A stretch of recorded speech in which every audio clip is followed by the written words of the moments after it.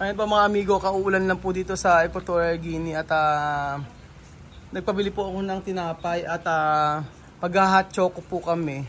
So, ayan po, natin po ang kaibigan natin na si... Ay, hermana, ¿cómo te llama? Muesa. Muesa? Ito? Magdalena. Magdalena. Raiden. Raylen. Raiden. Raiden. Pero ¿cuánto tu niños? Yo tengo ya 7. ¿7 niños? Sí. Ah, Sí. 7 niños. Sí. Pero estos 7 niños tienen uno papá. Los 6 tienen el mismo papá. 6 mismo papá. Ajá. Ese, su papá solo ha ido. Ha ido. Ha dejado embarazo, se va. Pero ¿cuántos años tienes tú? Yo tengo 32 años. 32 años. 32. Pero ¿cuántos años tu policía? ¿Tu policía, no? Ajá. Aquí, ¿cuántos años? Ya es 6 años. 6 años. ¿Tú sabes así? Bam, bam, bam, bam. Sí. Oh, Ajá, momento grande. grande. Así. Ayan po si Magdalena to nombre, no? Magdalena, anim daw po ang anak niya, tapos ang kanyang pangalan, yung anak niya 7, tapos yung isa niyang anak ay yung 7 anak niya, yung isa lang yung tatay, pero ito yung iba yung tatay nito. Tapos marunong daw siyang bumaril, siya po ay pulis dito. Pero ito pulis siya de gobyerno, asi, no? Pulis siya de gobyerno. Ito, kayo ito trabajo. Pues el gobierno. Pulis siya de gobyerno. Ajá, de Sí. Estado. De gobierno de Estado. Gobyerno de Estado. De aquí a Guinea. Pero cuando tú hacer policía, ¿tiene estudiar o no? No estudiar.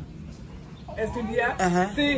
Terminar. He estudiado, pero yo tengo mis diplomas aquí en casa. ¿Tiene diploma? Ajá, mis jefes siempre me cogen porque yo tengo actuación. Hasta que cuando tú hacer policía, que terminar de universidad o no? Yo tenía la universidad.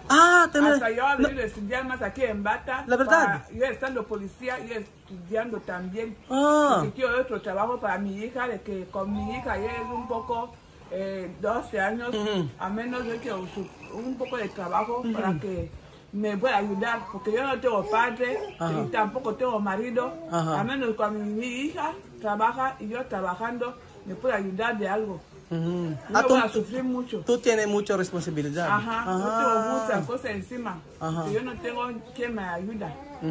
Por eso. Marami daw siyang responsibilidad bilang pulisya. Tapos responsibilidad sa kanyang pamilya. Tapos ang kanyang trabaho daw po ay bago ka makapasok dito ay kailangan ay tapos ng university. Terminar de universidad después hacer policía.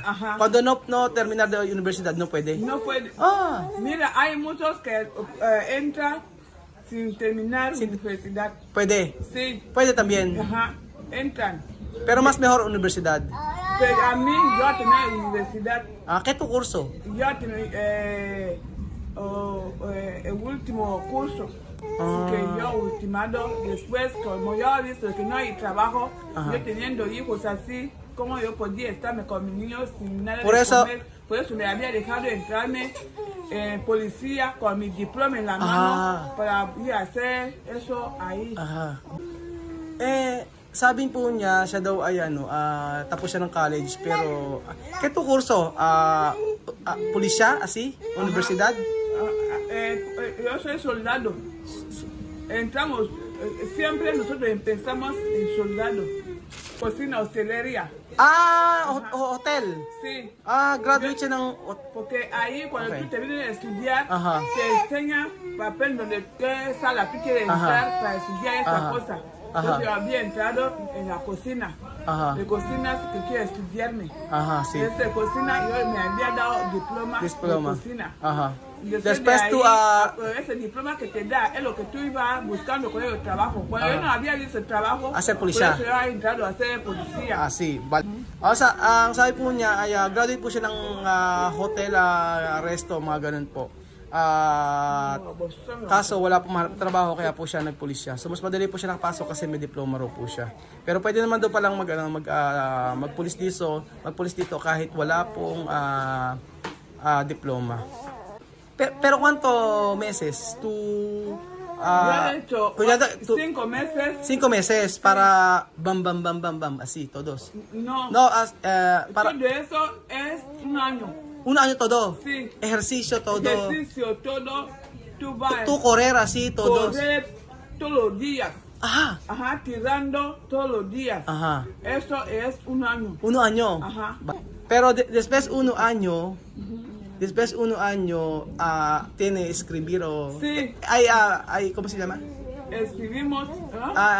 Cuando terminar 1 año va a ser Te manda, te has escrito, te manda donde tú quieres que esté destino. destino. Probado. Aprobado también. Sí. Escribir así. Sí. After doon training mag-exam. Aprobado. Aprobado. Sí. ¿Cuánto pasado? Yo tenía 10. 10. Ajá, cuando tú aprobas, Hasta- te da un jefe. Un jefe, 10 así. 10, ajá. 1 con 0. 1, 2, 3, 4, 5. ¿Qué bien? Yo soy ¿Qué? yo soy la número 1. Está bien. Sí, son número 1. Número 1. Ajá, entre todos nosotros. ¿Tú número 1? Sí. Sí, por eso mi jefe. ¿Tú me tienes ha medalla? Yo no tengo medalla, por eso mi jefe me ha cogido. Está bien. Ajá. Sabi niya daw siya, number 1 daw siya sa training, sa pagpupulis siya, kaya medalya siya. Kaya siya kinuha ng kanyang hepe. Pero cuando tú hacer así, Bom, así, ajá. mucho, difícil o no? Puntos, se llama eso, puntos. Se llama puntos. Cuando tú, por ejemplo, ese papel, cuando tú haces pum, cuando tú disparas, donde tienes que disparar, Sí. eso se llama Ejemplo, hay puntos. papel así, después así. Ajá, aquí está el papel. Sí. Aquí yo tengo que dispararme. Lejos. Lejos. Lejos. Cuando yo disparo siempre aquí, se llamamos aquí que puntos. Puntos. Pues, esa gente sí que los jefes cogen. Sabi niya kapag ka daw sa training daw may barrel na tamaan daw yung pinakagitna, siya daw kukunin daw ng hepe. Pero Magdalena, no, cuando tú está en la ejercicio para disparar, ¿cuánto? Podemos poner en 3 formas. 3 formas, ¿cómo? 3. Tú levantas y disparas. Tú duermes. También duerme. Tú duermes y disparas. Tú de días así, tú disparas también. Después poner así. Pag daw bumabaril, dapat daw dedo, sí. 3 puntos, no? 3 puntos de que dormir, levantar, de los días y dormir. Solo esto, ya está. Ayun daw ang gagawin. Pero mejor poner aquí. O solo de papel, no hay problema. Está cuando esa puntuación va a disparar. Sí, ¿hasta dónde? Balas, te enseña de que aquí está cabeza. Puede, no hay problema. Cabeza, cuando tú sabes que esa persona tiene la puntuación, dispara cabeza o corazón. Corazón aquí en la cabeza. Pero qué bien. Siempre mi puntuación estaba aquí. Corazón. Después está bien. Sabi 3 beses daw po mga amigo pag sa exam nila. Una daw nakatayo, nakadapa at saka nakaluhod. Pag kailangan daw patamaan daw sa may corazon.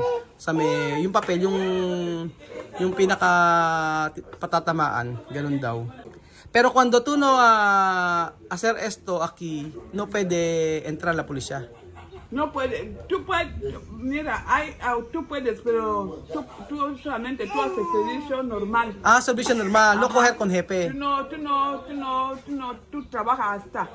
Sí. Porque te van haciendo más trabajo para que tú tienes puntuación. Cuando tú lo tienes, tú no sufres mucho. Sí, entiende. Tú no sufres mucho. Sabi niya que si te llaman ahora mismo, cuando tú vas, tú enseñas así siempre y cuando tú vas a dar. Sí. Bale, explicar mi lingwahe. Ang sabi po niya, pagka hindi raw, ang sabi po niya about po sa pagbabaril po sa training, kapag hindi raw po natamaan ay pwede naman daw makagraduate. Kaso, ang problema po ay hindi maganda yung normal ka pong magiging pulisya, hindi ka kukunin ng mga hepe. So, ganun po. Matagal na po natin siyang kaibigan dito, si Magdalena, at lagi siya nagpupunta dito kay Tia Mami. Mabait po siya mga amigo, at iba po siya sa mga pulisya na ating nakikilala. Yan. Mabait po yan. Tapos, yun nga po, ito yung anak niya. Tapos, iniwan po siya ng kanyang asawa. Pero may yung anin na anak niya, isa lang yung tatay din. Pero de salario de pulisya, cuando umpisar, ¿cuánto? 208,000. 208,000. Sí, pero cuando rango, depende de rango, no? Ayun. 200,000 o 200,008 po o 20,000 mahigit ang sahod po ng mga pulisya pag sa start daw. Depende raw po pag may rango. Ayun. Mi país cuando tu policía tiene dinero mucho. Salario mucho. Sí. Mi madre también na policía. Mi padre también policía. Así. Aha. O sabi ko, nanay ko at tatay ko ay police. Tapos dito sa Pilipinas ka ako may malaki yung sahod ng police. Magdalena, aquí policía tranquilo, no? Solo tranquilo, no? Aquí policía, aquí tranquilo. Tranquilo, sí. No. Solamente si te ves que tú haces algo malo, ajá, te coge, te llevan. Sí. Aquí policía sí. Tranquilo. Tranquilo. Ajá. No como otro país, bam, así. No, aquí policía sí, muy tranquilo. Sí. Sabi ko, yung mga pulis dito, tranquilo lang mga amigo, talagang tahimik lang at tahimik lang yung, hindi yung maraming na-enkwentro na away-away o mga nagkakagulo, mga ganun po, o mga nagnanakaw, hindi masyado. Hindi, ano lang po sila, kumbaga lagi sa mga trapiko, yun, nagpapatrol, tapos nagko-control, ganun po mga amigo. Pero cuando terminar de 1 año de policía, después cada año salario subí o no? Cada 4 años. 4 años. Ajá, cada 4 años sube dinero 30,000 encima. Sí. So every 4 years daw tumataas daw ang sahod ng 30,000, 3,000 pesos. Magdalena, cuando terminar de ejemplo, ¿qué año puede terminar de policía para tú cogeras ¿cómo se dice? Pensión cada mes. ¿Tiene aquí? Jubilación. Sí, liquidación. Jubilación cuando tú ya has tardado mucho, que tú ya no puedes hacer nada. ¿Qué edad? Ajá, después te quitan. Cuando, no edad. Tú coges dinero, estás en casa sin trabajar. Sí, pero ¿qué edad? ¿Qué edad? Sí. Vale, si tú llegas a 60 años o 70 años así. Sí, 60 años. Sí, 60 o 70. Cuando vieja, no? Ajá. Sabi niya, quitar cada mes. Ajá, cada mes tú cobras, pero tú no trabajas más. Está bien así. Sí. Sabi niya, kapag daw siya ay, ang dito po, mga pulis po, kapag 60 years old o 70 years old po ay may retirement din po sila. Tapos every month po may nakukuhang pera. So, ganun din po para po sa atin sa Pilipinas. Magdalena, hay tiempo tu coger bandido aquí? Sí. Hay tiempo? Sí. Por eso tenemos un servicio de que vamos andando por la noche. ¿Tú andas por la noche? Ajá. Andamos por la calle por la noche.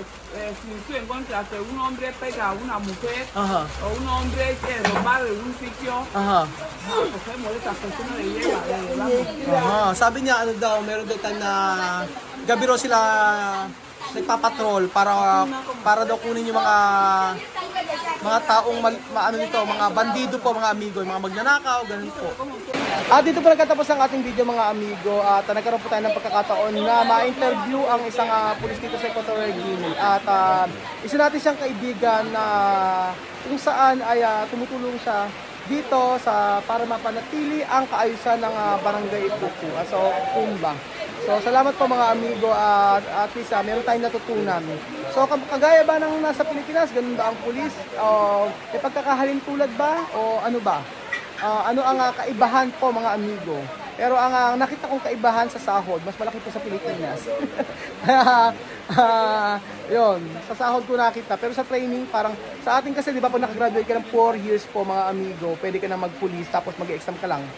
Tapos, pero kapag ikaw ay nurse, magki-training ka lang kasi meron ka ng lisensya. Depende po parang ganun. And then kapag ikaw ay criminology, di ba? Magte-training ka lang tapos yun, diretso na. So, iba-iba siguro ang bawat bansa, pero dito po kasi pinapalakas nila ang kanilang militar at ang kanilang mga pulisya. So, ayun po mga amigo, at isa nagkaroon tayo ng pagkakataon na makilala natin si Magdalena, ang pulisyang taga-Africa. Salamat po at God bless.